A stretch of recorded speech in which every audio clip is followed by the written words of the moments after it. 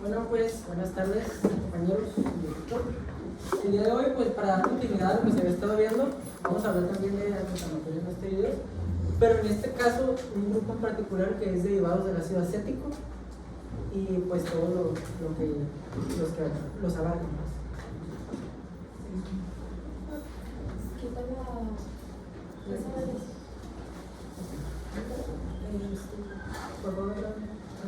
Bueno, para empezar tenemos que los antiinflamatorios no esteroideos se pueden clasificar de dos formas, de forma selectiva y no selectiva. La forma selectiva son aquellos que inhiben a la COX-2 y la no selectiva son aquellos que inhiben tanto a la COX-1 como a la COX-2. Tenemos que dentro de los no selectivos se encuentran los ácidos acéticos e indolacéticos, los cuales son aquellos que inhiben a la COX-1 y COX-2 de manera reversible y disminuyen la síntesis de prostaglandinas que son responsables de la inflamación, fiebre y dolor. Bueno, retomando este punto, ¿verdad? Pues los antiinflamatorios no esteroideos, todos los que hemos estado viendo, van a inhibir pues a las ambas isoformas de la ciclooxigenasa, ¿sí? Para inhibir la síntesis de prostaglandinas, prostaciclinas y trioxanos, ¿no? Con sus efectos consecuentes, ya sea la inflamación, la fiebre o el dolor, o etc. Tenemos en esta que los derivados del ácido acético tienen principalmente sus efectos adversos son gastrointestinales y renales debido pues a la disminución de prostaglandinas. Bueno, la tabla de fondo. A ver, yo lo voy a estar dando porque... Sí, porque... Bueno, realmente la clasificación de los derivados del ácido acético, ya como una clasificación de este grupo, que es un grupo de los antiinflamatorios no esteroideos, pues va a ser pues, la siguiente según su estructura química. En indolacéticos como la indometacina, hidrolacéticos como la tolmetina, ketorolaco y el sulindaco, de los cuales vamos a mencionar ketorolaco, sulindaco, indometacina, y fenilacéticos como el diclofenaco, que les voy a mencionar posteriormente. ¿Sí? Ahora, desde luego las clasificaciones de los antiinflamatorios no esteroideos pues pueden variar. Desde luego la que hemos estado manejando es en cuanto a la selectividad, pero también los podemos clasificar por su vida media, de menos 5 horas, 15 horas y mayor de 15 horas. Y también pues por su potencia inflamatoria.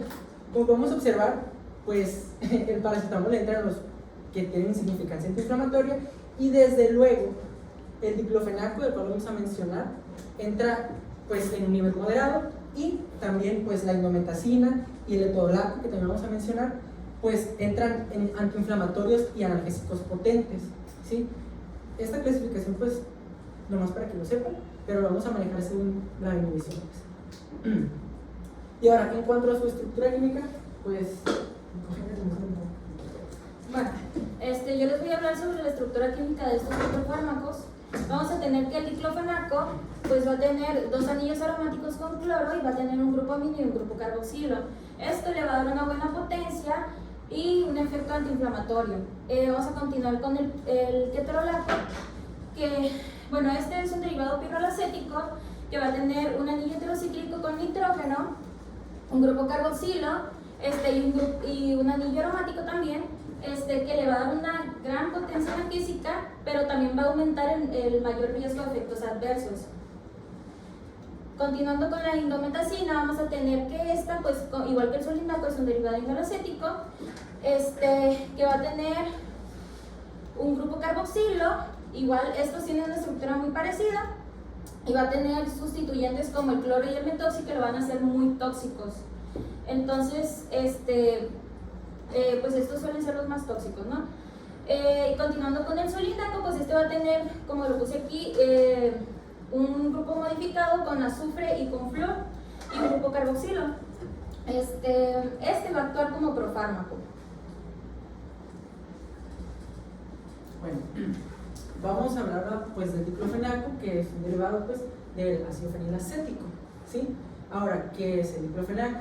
Pues es un antiinflamatorio, es un fármaco que entra entre los antiinflamatorios no esteroideos, que se usa para tratar el dolor y la inflamación. Desde luego las formas farmacéuticas van a variar, que se las voy a mencionar posteriormente, pero tenemos en cuanto a su vía de administración, vía oral, rectal, tópica, oftálmica e inyectables, intravenosa o intramuscular. Y las presentaciones pues van desde cápsulas, comprimidos, supositorios, geles, colidios y soluciones intramusculares intravenosas. ¿Vale? Por favor. Ahora, en cuanto a la biodisponibilidad, pues este fármaco va a sufrir el fenómeno del primer paso hepático, va a sufrir el metabolismo, por lo que su biodisponibilidad va a ser del 54%, 2 más o menos, pues porque es metabolizado justamente por las enzimas del citocromo P 12,9, 12,8 hasta citocromo P 3,4. Y su vida media pues realmente es corta, es baja, es de 1 a 2 horas, de 1.8 a 2 horas. Entonces, algo curioso que yo encontré sobre este fármaco es que conforme van disminuyendo las concentraciones del mismo, tiene más selectividad hacia la COX-2 más que hacia la COX-1. Entonces, la COX-2, pues desde luego los efectos adversos pues van a ser tanto como si inhibieras a la COX-1 de la COX-2, pero hasta cierto punto pues estás inhibiendo solamente a la COX-2 y los efectos van a ser pues, tales como si inhibieras a la COX-2.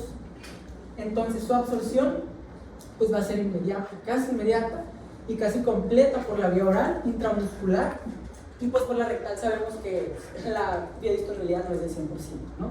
Entonces la distribución va a ser en un 99.5% fijado a proteínas, en este caso, pues ¿cuál es la principal proteína transportadora? La albúmina. Y su metabolismo, como ya les mencioné, va a ser hepático, va a sufrir el fenómeno del primer paso, y su excreción principalmente en un 65% va a ser renal, y biliar o fecal en otro 35%. ¿Ok? En cuanto a su inicio de acción, va a ser aproximadamente los 15-30 minutos que se administra el diclofenaco, y la duración del efecto pues, va a ser a las 4 a 6 horas, va a durar de 4 a 6 horas, y su efecto máximo va a ser de 3 horas. Justamente este fármaco tiende a acumularse en las articulaciones, ¿sí? En las articulaciones sinoviales. Por ende, este fármaco, si bien sí puede disminuir en plasma conforme va disminuyendo la concentración en las articulaciones, y por eso mismo también se usa para muchas afecciones reumatológicas como la artritis, en la artritis reumatoide, en la gota, en muchas otras tantas, ¿no?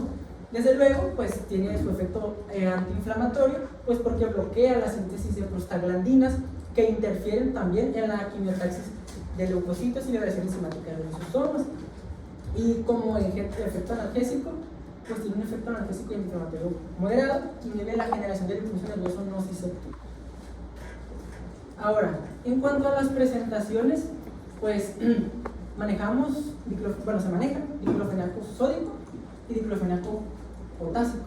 Realmente las características van a variar entre uno y otro, principalmente por la sal con la que va a estar preparado. El principio activo será el mismo, ¿verdad? Pero si hablamos de diclofenaco sódico, su absorción va a ser un poco más lenta y por ende su inicio de acción va a ser más tardío, pero su duración va a ser más prolongada. Por ende, si buscas un efecto que sea más prolongado, más sostenido en tiempo, y si tú buscas, en este caso, el diclofenaco potásico, pues la absorción va a ser más rápida. En este caso, su inicio de acción va a ser más rápido y por ende, su duración va a ser más corta. Entonces, cuando tú necesitas alivio rápido, pues le das un diclofenaco sódico. Y si quieres un alivio o una duración más prolongada, el diclofenaco sódico. Lo dije la verdad. Pero pues aquí es cierto lo que tú dices, pero tiene que ver mucho también con la administración. El diclofenaco sódico es intramuscular o intravenoso. ¿Estás de acuerdo? Entonces, si tú te acuerdas de las vías de administración, ¿cuáles son las más rápidas? La intravenosa, ¿verdad? Pero la intramuscular no tanto, pero sí es más rápida que la vía oral. Este de acá, de este lado, es el medicamento potásico que tienes tú para. Bueno, este no lo tienes aquí, pero es muy similar a lo que tenemos. Entonces lo das vía oral y vienen todas las condiciones, se pueden modificar la absorción, la distribución, etc. Y entonces el periodo en el cual inicias con la mejoría pues es más largo que si tú lo aplicaras intramuscular o intravenoso. Ahí también es parte importante que lo mencioné, que tiene que ver con la presentación de la sal más con la vía de administración, que vienen ligados. Así es, muy importante. Realmente sí es muy importante eso, pues, porque dependiendo de la administración va a variar el metabolismo o en cuanto a la acción que se va a realizar al fármaco. Bueno, en cuanto a las presentaciones, pues tenemos variedad de presentaciones. Como podemos ver, las que más se conocen, pues es el Voltaren, ¿no? Que yo creo que todos lo hemos visto, lo hemos usado. Que Voltaren, pues tenemos soluciones que es para aplicación intramuscular. Estas se suelen usar pues, para dolor postoperatorio o cólico renal, 75 miligramos cada 4, por ejemplo. También tenemos cápsulas que son pues, por la vía oral, que hay de 50 miligramos, 100, 25. Y Voltaren, Emulgel, que es un gel, que hay al 1% y hay al 3%, dependiendo para qué lo quieras usar. Que normalmente la que es al 1% se usa para traumatismos leves, hematomas, esguinces, y la que es al 3% pues se suele usar para pues cosas más severas, ¿no? Como afecciones dermatológicas, entre otras cosas. El costo pues va a variar realmente entre cada uno, entre la marca y si es o no es. Entonces el gel pues entre 100 pesos. También tenemos diclofenaco pues el Cataflam, que es vía oftálmica, que se suele usar principalmente pues, para cirugías como las de cataratas o para evitar la inflamación o el dolor postoperatorio de una cirugía así, son 15 miligramos. Entonces también tenemos supositorios, que estos se van a administrar vía rectal, que cuestan aproximadamente 100 pesos. La cajita pues trae como unos 4 o 5 y de 30 gramos.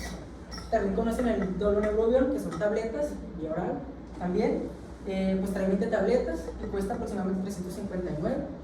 Y pues las grajeas que también las tenemos, pero esas son más caras, 638.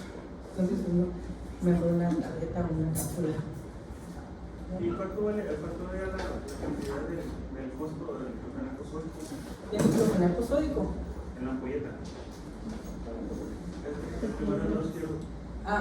Pues el precio varía de las farmacias, pero están entre 300 y 200 pesos. Sí.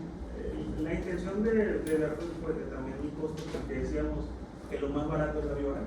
Ustedes recuerdan en la presentación. Entonces, conforme la empresa farmacéutica va modificando y poniendo las cosas más fáciles, en el sentido de que no sea doloroso, pues es más barato pues la vía oral. Pero si queremos algo más rápido, con más duración, entonces sería la intravenosa, la intramuscular, para el cual el costo es pues, más elevado. Todas las presentaciones que tiene el diclofenaco pues son buenísimas.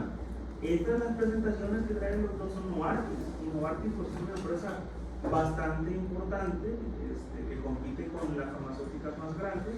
Por lo general Novartis participa en medicamentos cardiovasculares, es parte de lo grueso de ellos, de esa línea. Y pues es una muy buena empresa y por lo tanto pues son caros. Entonces, si nos damos cuenta, todo lo que trae el otro mayormente son Novartis, excepto los Neurobion, me parece que también es de ellos, pero excepto el Zipsor, que no lo tenemos nosotros aquí, tenemos otras presentaciones. Entonces, fíjense bien, tenemos tabletas, ampolletas para intramuscular, ampolletas para intravenosa, no son las mismas. Hay algunas presentaciones que sí traen para intramuscular y intravenosa la misma ampolleta. Y esto tiene que ver con el pH del medicamento, hay que analizarlo, porque hay unas que dicen nada más exclusiva intramuscular, esa no la deben de intravenosa. El pH y el pK es distinto, por lo tanto alteraría la función farmacológica. Pero tenemos gel para aquellos traumatismos leves o dolores articulares, son para tratamiento local. Tenemos gotas oftálmicas, también hay gotas ópticas, el doctor lo dijo bien. Hay pacientes que tienen una conjuntivitis tan severa que duele bastante, ¿no? Incluso se les pone así como si hubieran peleado. Entonces el diclofenaco tópico hace un buen trabajo ahí, también hay que tolerarlo. Pero el diclofenaco es muy buena opción, mucho más barato que el tolerarlo. Y así sucesivamente, si queremos utilizarlo en los niños, pues tenemos el diclofenaco en supositorio. También hay diclofenaco en jarabe también para los niños.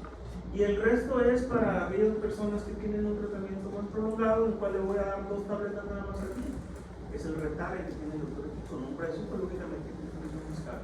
Tiene otra envoltura entérica que lo hace pues que dure un poquito más el efecto, etc.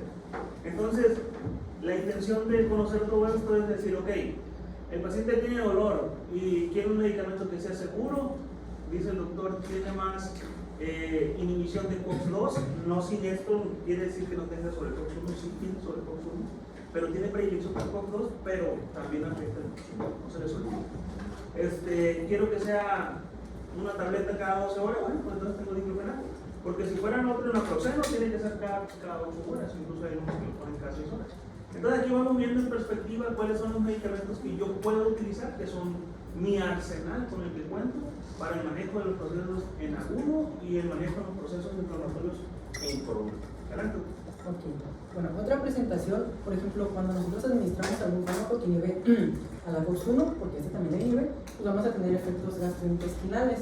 Pues, ¿qué hicieron las farmacéuticas? Bueno, si te estamos inhibiendo la síntesis de prostaglandinas gastroprotectoras, pues te vamos a dar un análogo de las prostaglandinas, como es el misoprostol. Entonces, también hay presentaciones diclofenaco misoprostol que protege pues la mucosa gástrica, y también hay diclofenaco con otras presentaciones como con dexametasona y, si no me equivoco, metaclopramida, que pues las funciones ahí van a ser claramente distintas, pero me parece curioso que también hay con omeprazol, pero pues ese también se asocia también a mucho a sangrado. Entonces, pues, ahora, pues principalmente, como todo, la dosis va a depender del problema que vamos a tratar. Inclusive la vía de administración y la forma galénica va a depender del problema y de la intensidad, la edad y las comorbilidades del paciente, porque justamente el diclofenaco va a elevar los niveles de transaminasas. Entonces, pues no le vas a dar a un paciente que tiene alguna enfermedad, no sé, alguna enfermedad hepática o alguna enfermedad renal, algún antiinflamatorio no esteroideo. Y realmente, pues los antiinflamatorios no esteroideos pues no siempre no se recomiendan en niños. Entonces las dosis, sí hay dosis para niños, desde luego, pero no es lo que tú preferirías darle a un paciente pediátrico, ¿no? Entonces, vía oral, pues se puede dar así, 50 miligramos cada 8 horas, o máximo, la cantidad máxima que tú le puedes dar a un paciente son 150 miligramos al día. Hay quienes dicen que 200, 150, 200 miligramos, pues dependerá, ¿no?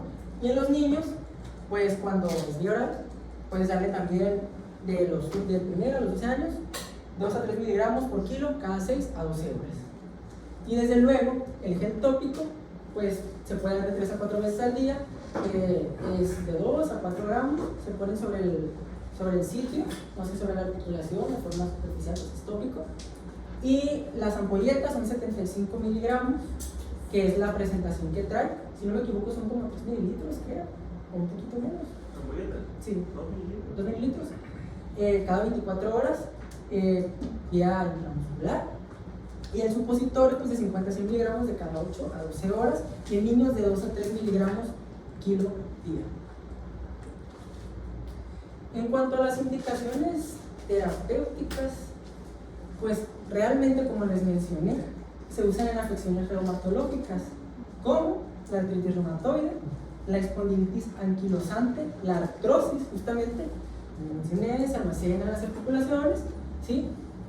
Reumatismos de partes blandas, cólicos renales, ataques agudos de gota. Si bien tiene efecto hipouricemial, pues no es lo suficientemente significativo como para generar algún otro efecto, pues algún ataque agudo de gota, pues no, eso no se va a ver, por lo que hay que ver en este caso en pacientes que tienen cirugías recientes oculares, o en pacientes con, pues sí, cirugías de cualquier otra, pues para tratarlos posoperatoriamente, para manejar el dolor. Y son muchas las afecciones que se pueden tratar con este fármaco, ¿no? En cuanto a las reacciones adversas, pues las vamos a clasificar en frecuentes, poco frecuentes y algunas más raras. Desde luego, las frecuentes, gastrointestinales también, náuseas, vómitos, dolor abdominal, erupción cutánea, eructos. Las poco frecuentes, pues anorexia, diarrea, úlceras gastrointestinales, edemas, zumbidos, cefalea, dolor de cabeza, nerviosismo y visión borrosa. Pero también tenemos otras que van a ser un poco más raras, ¿sí? Sangrado gastrointestinal, dificultad urinaria, hematuria, confusión mental, depresión mental, discrasias sanguíneas y disfunción hepática. Como les mencioné, este fármaco pues, eleva los niveles de transaminasas a salud 3 veces más de lo normal. Entonces, por favor.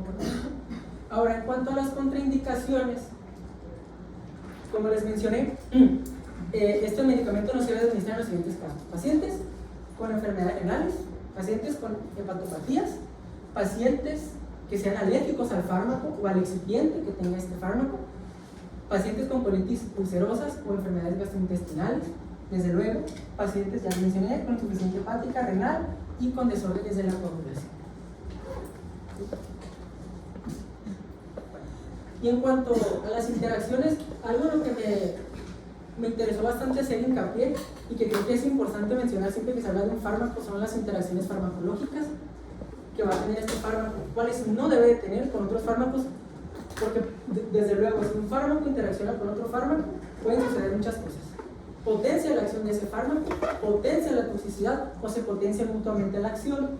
Desde luego, por ejemplo, el diclofenaco no se debe administrar con el metotrexato. ¿Por qué? Porque el diclofenaco va a inhibir la secreción del metotrexato a nivel de los glóbulos renales, por lo que no se va a excretar. ¿Qué quiere decir esto? Se va a empezar a acumular en niveles pues bastante altos, pero se va a estar eliminando en la sangre, que puede producir hematotoxicidad. Otro ejemplo pues de los con los que no se debe administrar son los antihipertensivos, como los IECAS, si no me equivoco, y algunos otros más. Con la furosemida, la hidralazina, los inhibidores selectivos de la recaptura de serotonina y bloqueadores del receptor de angiotensina, entre otros tantos, y algunos antibióticos, ¿no?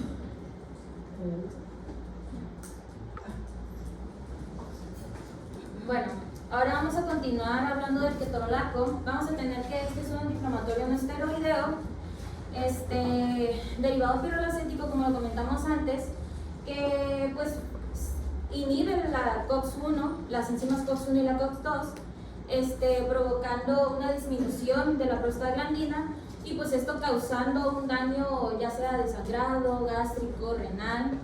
Igual más adelante vamos a hablar de todas estas. Bueno, vamos a continuar con las formas farmacéuticas y vamos a comenzar con las tabletas orales. Vamos a tener que estas van a ser de 10 miligramos y pues cada cajetilla va a contener alrededor de 10 tabletas y va a tener un precio de 25 a 33 pesos, depende de la marca. Pues estas se van a usar generalmente para dolores agudos o para dolores de corta duración. Continuando con las inyecciones intramusculares intravenosas, vamos a tener que estas van a ser de 30 miligramos o 1 mililitro. Pues la caja va a traer alrededor de 3 ampolletas y depende de la presentación también.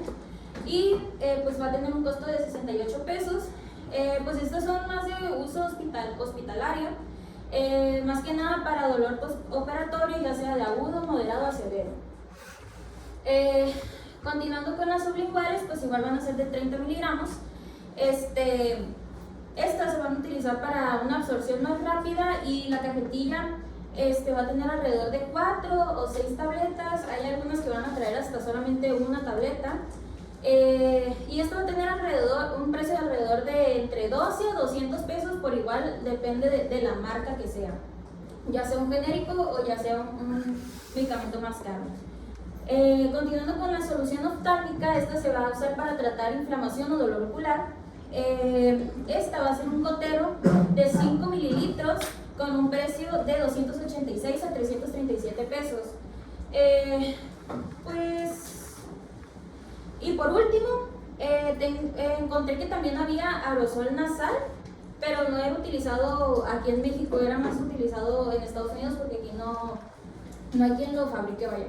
Y pues igual se utiliza para dolor fuerte o agudo, que son estos, y está carísimo un solo spray te sale como en 6,000 pesos.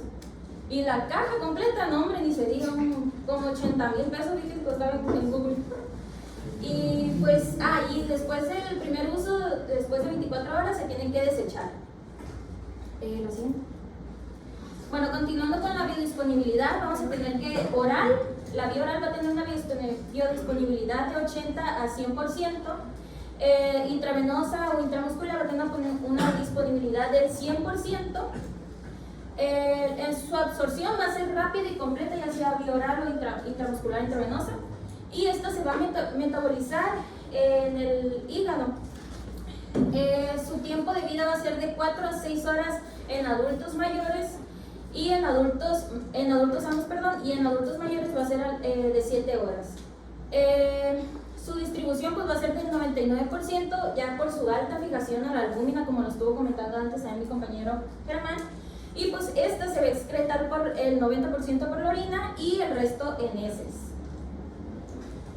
Bueno, continuando con las dosis, pues hice una tabla.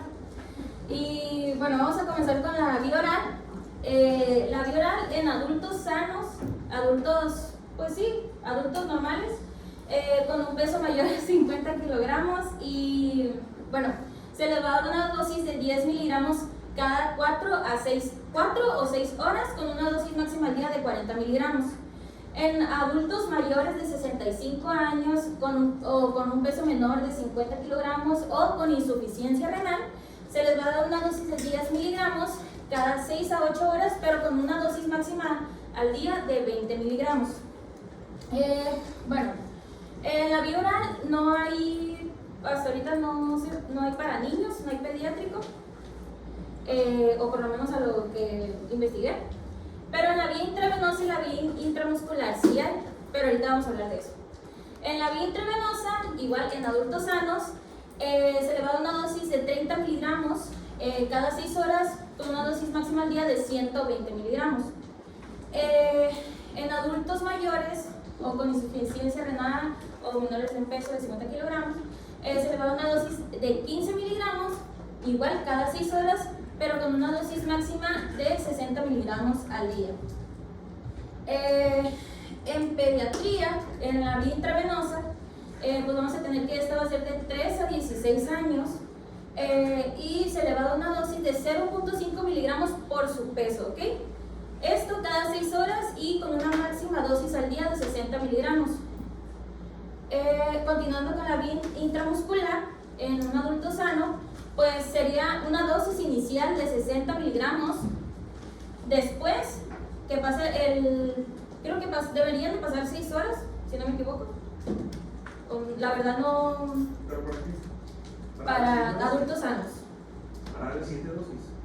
Sí, para dar la siguiente dosis. Ok. Después de que le administren la primera dosis de 60 miligramos, se le administra una dosis de 30 miligramos, que pues es la mitad. Y esto cada 6 horas y con una dosis máxima al día de 120 miligramos. En adultos mayores o con las características que les dije anteriormente, se les va a administrar una primera dosis de 30 miligramos.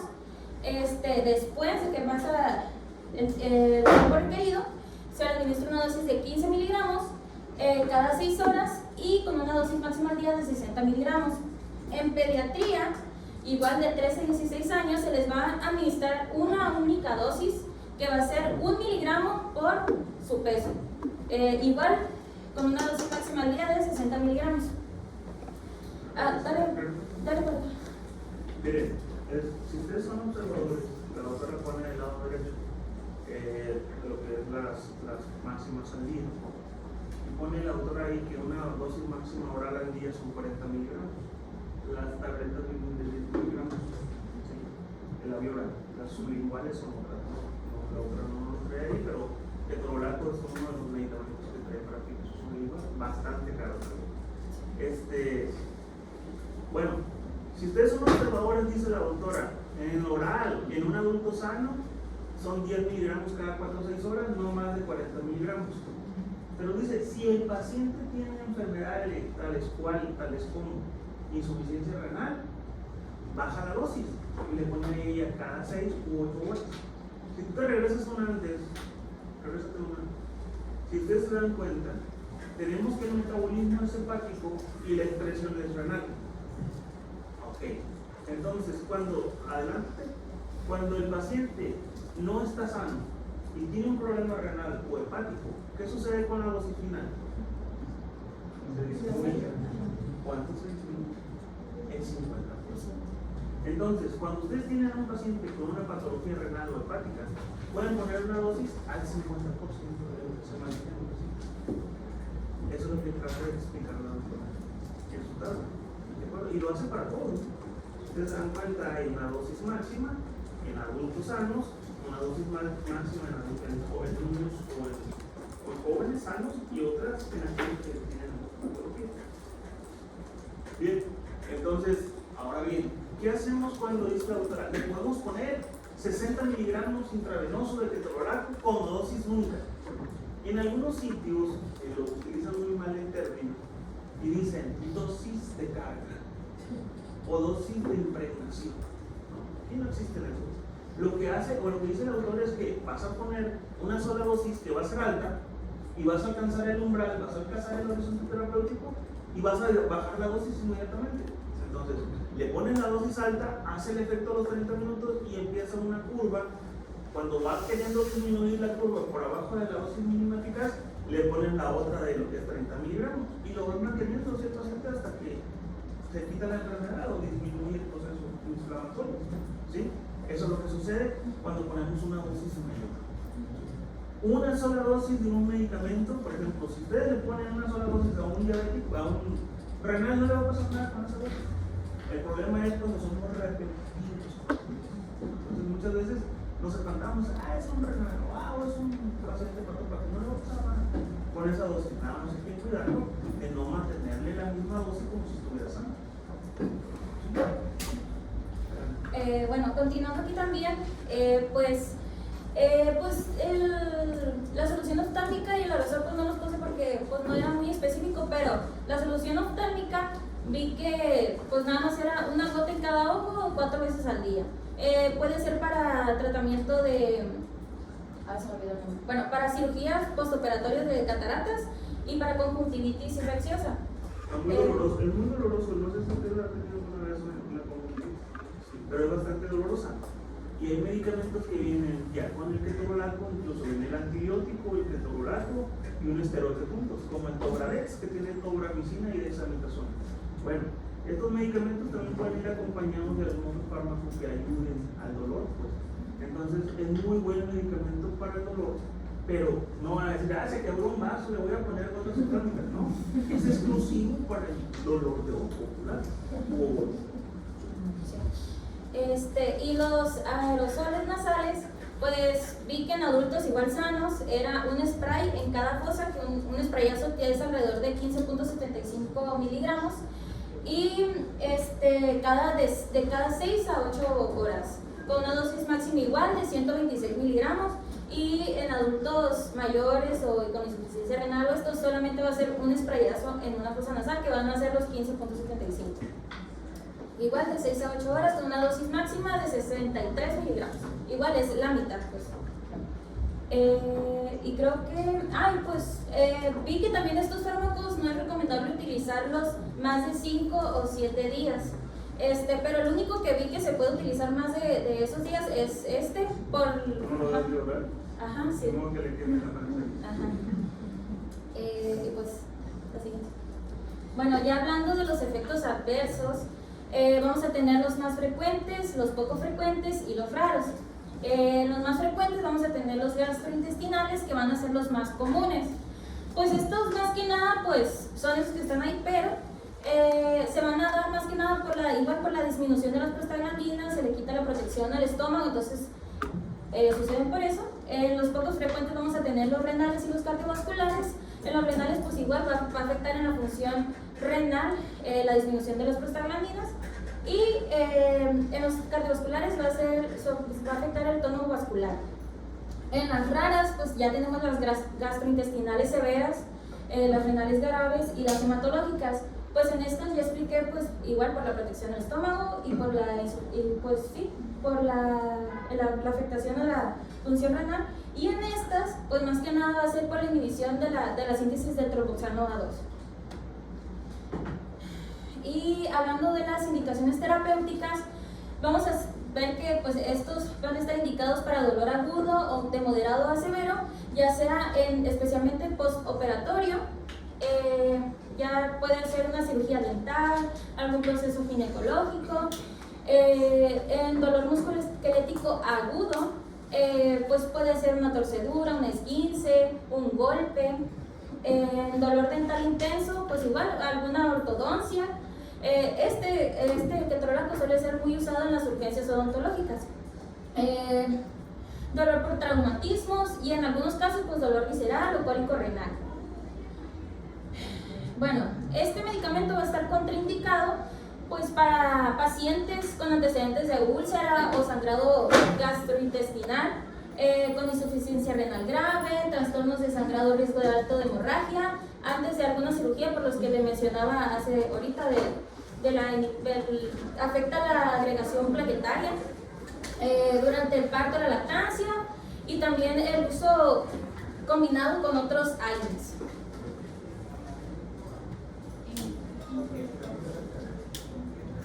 En los éticos tenemos de que es un grupo de AINES no esteroideo que comparte una estructura química basada en el ácido acético. Como ya habíamos mencionado, su mecanismo de acción es la inhibición de la COX-1 y COX-2 y que por esto mismo hace que disminuya las índices de prostaglandinas y por esto mismo también los dolores, la inflamación de la fiebre. Entonces vamos a hablar sobre la indometacina y también bueno, como les mencionó mi compañera Ivonne, pues normalmente estos fármacos van a ser uno de los que tienen más efectos adversos, justamente por su toxicidad, por su estructura. Desde luego, la indometacina, pues como es de los antiinflamatorios esteroideos, uno de los que generan más efectos adversos a nivel del sistema nervioso. ¿Okay? Entonces, su mecanismo de acción es el mismo que el de todos los antiinflamatorios esteroideos. Bueno, con excepciones, este va a ser un inhibidor no selectivo también de la función de la COX-2. Va a inhibir la movilidad de los leucocitos, o sea, de los neutrófilos, disminuye la síntesis de mucopolisacáridos y puede tener un efecto vasoconstrictor también, pero independientemente de las enzimas COX. Y es más potente que el salicílico y pues los efectos que va a tener, pues la triada, ¿no? El inflamatorio, el analgésico y el antipirético. En cuanto a su farmacocinética, este fármaco tiene una biodisponibilidad oral pues bastante buena. Su pico máximo pues es a la 1 o 2 horas y su concentración plasmática y la sinovial pues va a ser similar, aproximadamente a las 5 horas de administración. Y su vida más o menos es de 2.5 horas y sufre circulación enterohepática justamente porque su metabolismo es hepático, sufre metilación, glucuronidación y N-desetilación. Conforme a la glucuronidación, pues ya sabemos que es para que se reabsorba otra vez y tenga el ciclo enterohepático y se vaya directito por las heces, ¿no?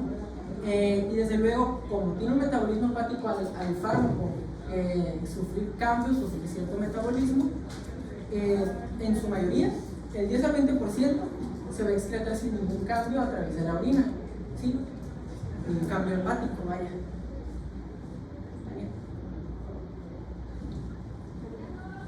Bueno, hablando de las indicaciones terapéuticas, vamos a tener que se va a utilizar como antiinflamatorio más que nada también en enfermedades reumatoides, como la artritis reumatoide, osteoartritis, espondilitis anquilosante y en la crisis de gota aguda.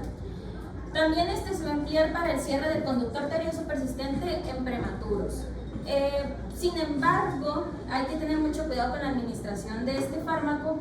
¿Le puedes dar otra? Porque tiene pues efectos adversos muy marcados, como los gastrointestinales, del sistema nervioso central, hematológicos, y hablando de unos un poco más raros, puede también tener alteraciones psiquiátricas, auditivas, visuales,